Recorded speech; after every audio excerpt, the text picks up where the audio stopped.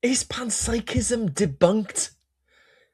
This video's just gone out saying it's like all a load of nonsense.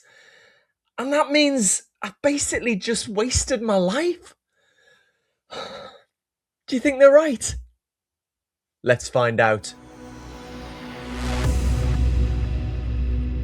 Okay, so this video was on Skydive Phil's channel, Phil Halper's channel. I love Skydive Phil's channel, really good. He always gets on good quality physicists or philosophers who know what they're talking about. I don't really like the whole, debunking setup, but I don't know. I understand, you got to try and get clicks and stuff, and maybe it's part of that. But anyway, really good video. Over 2 hours. Watch it yourself. See what you think. I unfortunately don't have time for a huge response video, but I'm just going to focus on one or two core points. So I always think when you're dealing with the philosophy of consciousness, you have to start with the problem before you get to the solution, right? You have to start with the problem before you get to the solution. So I'm offering panpsychism as a solution to the problem of consciousness. But if you want to engage with my argument, you have to start with, how I understand the problem that I think this is solving. You might not agree with my take on the problem, but, you've at least got to engage it. Now, one thing I liked about this video is that they very quickly got onto what is the core of how I understand the problem of consciousness, which is rooted in this, what's become known as the doctrine of revelation, right? Nothing to do with religion, but anyway, that's what it's become known as, for better or worse. So I really like that is really the core of the problem for me. So I'll just start off, say a little bit about revelation. So this is basically roughly the thesis that to a significant extent, we understand what consciousness essentially is by being conscious, right? The way I like to put it, a feeling is essentially defined by how it feels. Just as a triangle is essentially defined by having three sides. And so to the extent take a particular feeling, to the extent that you know how it feels, you know what it essentially is, right? Just as you know what a triangle essentially is when you know it has three sides.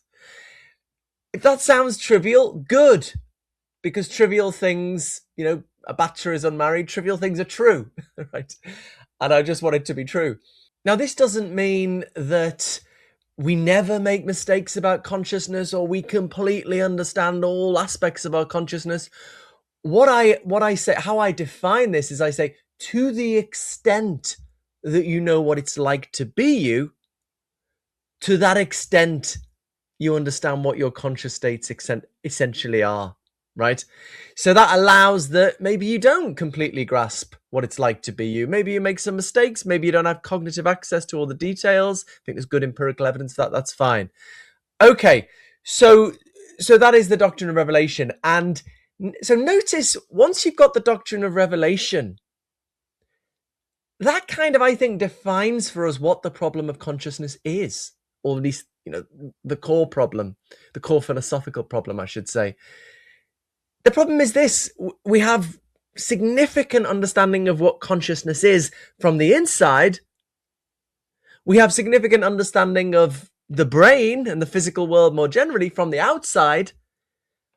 How do those two truths about reality fit together, right? We know they do fit together scientifically because there's kind of correlations, but what's going on in reality to fit them together? The physicalist has one story, which is roughly that what we know about from the inside is reducible to what we know about from the outside. The panpsychist does it the other way around. It says what we know about reality from the outside, the brain in particular, is reducible to what we know about consciousness from the inside. And the dualist, like David Chalmers, says, well, they're just kind of fundamentally different things, but the special laws of nature tying them together. Okay, so we can get debating, which of those is the best solution. So notice this is just such a distinctive problem. It's not like any other scientific problem. And it's not really an experimental question. Experiments are relevant, especially to trying to track. It's a very hard, but the facts about correlation between consciousness and brain activity. But what I described is not an experimental problem. How do we know that? Because it looks like the data is just neutral on all of those options, right? All of those options can accept there are correlations between consciousness and brain activity, and they just explain it in different ways. That's what I got stuck on with Joe Rogan. Okay, all those years ago. So that's how I understand the problem, and that leads on to my panpsychist solution. So I like that they identified how I understand the problem early on with revelation, and they centered my approach at least on that. But then they just sort of all seemed to say I had no argument for it, and we kind of moved on. So I got the quotes here. I think, I hope I'm getting this right. Richard said, there's a certain underhandedness about the way I bring in revelation, sort of sneaked in. Ken says they help themselves too. Josh said, this is a quote, they literally need a premise saying we know what consciousness is. I'm kind of sure what he was trying to say there, but it seems like it's sort of unargued. But look, in my academic book, Consciousness and Fundamental Reality, and in other published papers, I've got arguments for revelation. I've based on the knowledge of consciousness we have from the inside, and I make a sort of inference to the best explanation and compare different physicalist options of how to explain the kind of distinctive kind of knowledge you have about conscious experience. And so just to sort of say, oh, well, Goff just assumes this and then move on is really not quite accurate. I mean, it's true that I do think actually I find many people just find revelation quite plausible just in itself, maybe even self-evident and trivial when you say it. And if that's good enough, then we can run with the argument. But there are those for whom that's not good enough, and then I do have arguments, right? So it should at least have been flagged up that there are arguments for this. Or, I also think if we're going to reject revelation, or we're inclined to, we want to look to the alternatives. Okay? So, and I think this gets into what, if anything, do we know about consciousness from the inside? So the other extreme is David Papineau's view that, you just, when you're thinking about your feeling of pain, for example, you're just sort of pointing inside yourself. You don't know what the hell it is. That thing turns out to be a brain state, right? I've argued that's not very plausible. We do seem to have rich understanding of consciousness from the inside. This is what's become known in the academic literature as the new challenge. Often I find physicalists gesture the middle way option. Okay, we know something, but not everything. But they rarely spell out the details. Okay, what do we know and what don't we know? And crucially, and this is hardly ever done, how does all this fit together in a single account of what philosophers call reference fixing, like how the meaning of the term gets fixed? I mean, one of the few philosophers who've done this, and I've responded in detail, it's a great paper by Robert Schroer going back to 2010, but hardly anyone does it, right? So I just think you can't just say, oh yeah, it's all about revelation, but no, Goff hasn't argued for that. So, you have to engage in my arguments. You have to look at the alternatives, right? Part of how I argue for revelation is saying, look, it's just not clear what there is an alternative that is compatible with everything we want to say about consciousness. And so, it's sort of the onus is then on my opponent, I would say, to come up with an alternative. Now, having said that, 90 minutes in, we do get quite an interesting objection from Richard, or it's sort of Ken moving into Richard. And the thought is, well, if we sort of grasp the essence of consciousness, how come there are disputes about consciousness? For example, whether consciousness essentially involves cognitive access. That's a big dispute between higher order thought theorists and their opponents. Or whether consciousness essentially involves time. This is a good point that's been raised in the academic literature. I've responded to in the academic literature. It's an interesting, important challenge. What I would say in response to that is just because you grasp the essence of a certain property, it doesn't mean you thereby know everything that follows from that essence, even everything that follows necessarily from that essence. I could know that a triangle is a three-sided figure without knowing Pythagoras' theorem, for example, even though Pythagoras' theorem put on one side nuances about Euclidean geometry and so on, just an example.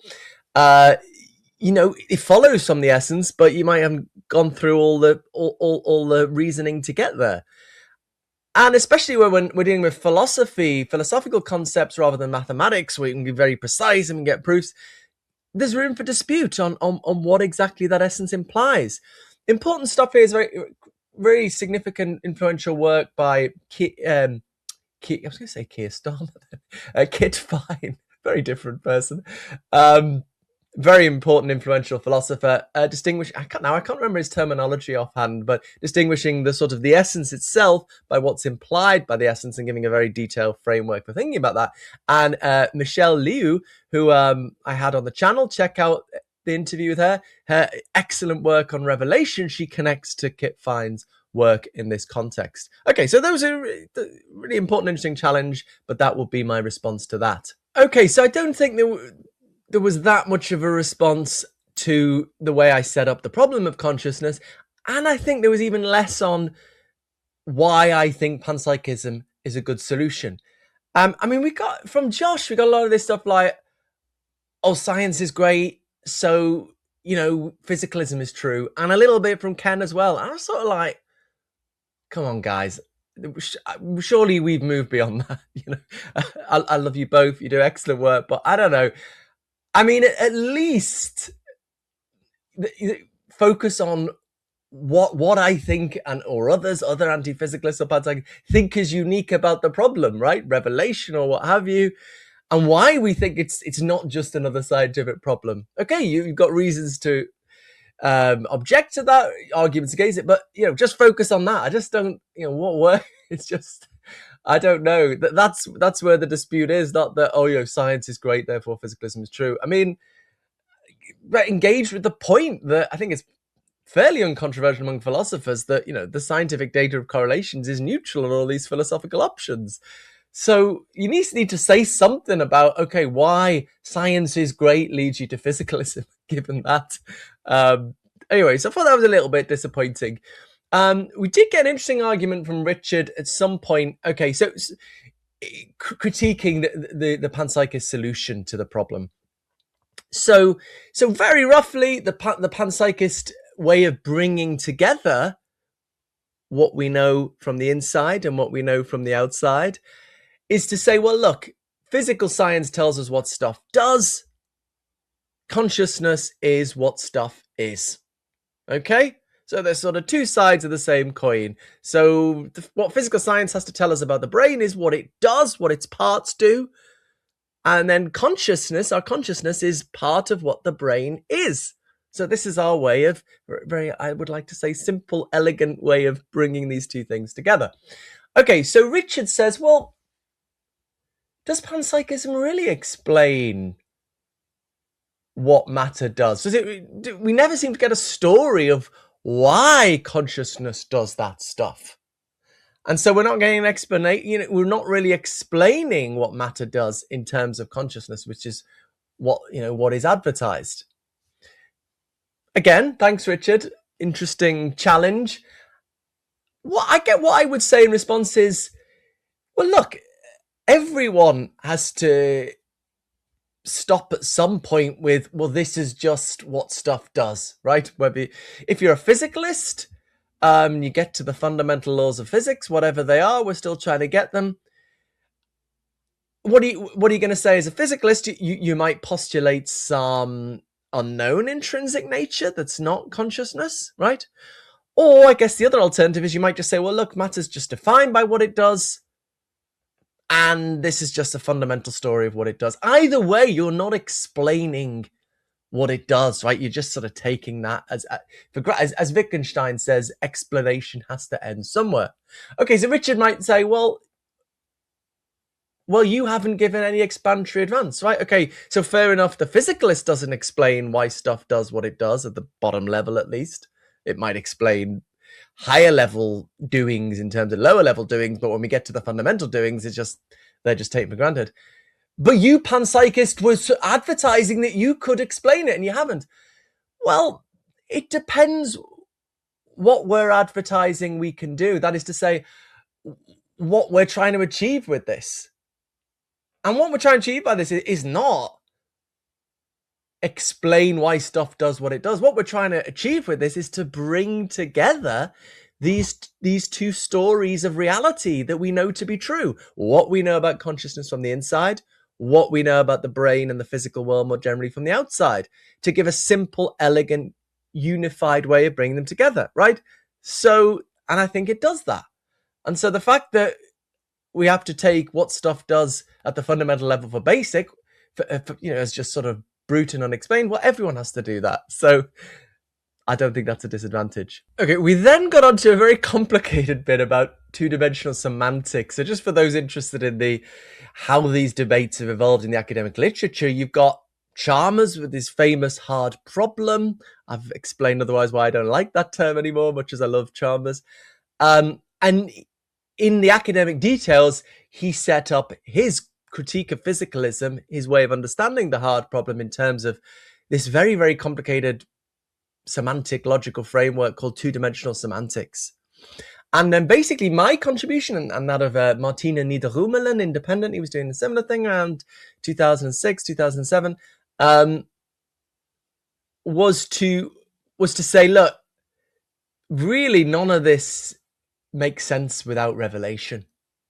And once we accept revelation, it's sort of redundant. So, and then I guess to some extent, to a large extent, the academic literatures then had that new way of understanding the problem of consciousness around revelation.